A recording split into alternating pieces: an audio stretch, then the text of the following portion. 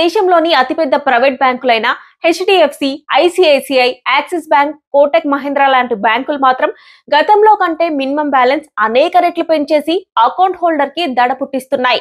ఈ ప్రైవేట్ బ్యాంకుల్లో తమ సేవింగ్ అకౌంట్ లో కనీస మినిమం బ్యాలెన్స్ నియమాన్ని మేజర్ గా చేంజ్ చేశాయి.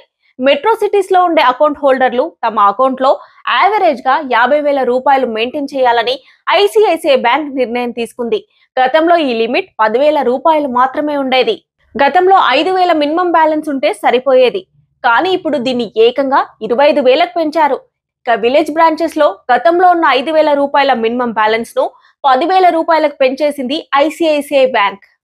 మరి హెచ్డిఎఫ్సి బ్యాంక్ సేవింగ్ అకౌంట్ విషయంలో గతంలో 10,000 మినిమం బ్యాలెన్స్ ను ఇప్పుడు 25,000కు పెంచింది.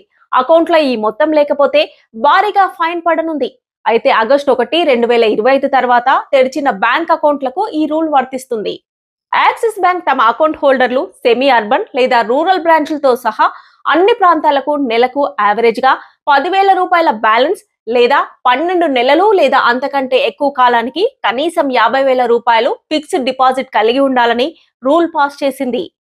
ఇకపోతే దేశంలో మూడో అతిపెద్ద ప్రైవేట్ బ్యాంక్ అయిన Kotak Mahindra savings account holder రకాన్ని బట్టి 10,000 రూపాయల నుంచి 20,000 మధ్య మినిమం బ్యాలెన్స్ మెయింటైన్ చేయాలని నిర్దేశించింది. ఇదిలా ఉంటే స్టేట్ బ్యాంక్ ఆఫ్ ఇండియా మాత్రం 5 సంవత్సరాల క్రితం ఈ మినిమం బ్యాలెన్స్ రూల్ ని తీసేసింది. సో మీకు ఏ బ్యాంక్ లో అకౌంట్ ఉందో ఆ బ్యాంకుకి వెళ్లి ఎంత మినిమం బ్యాలెన్స్ మెయింటైన్ చేయాలో అడిగి తెలుసుకొని వాళ్ళు వేసే ఫైన్ల నుంచి తప్పించుకోండి. ఇన్ఫర్మేషన్ మీ ఫ్రెండ్స్ అండ్ ఫ్యామిలీ మెంబర్స్ కి షేర్ చేయండి. Thanks for watching.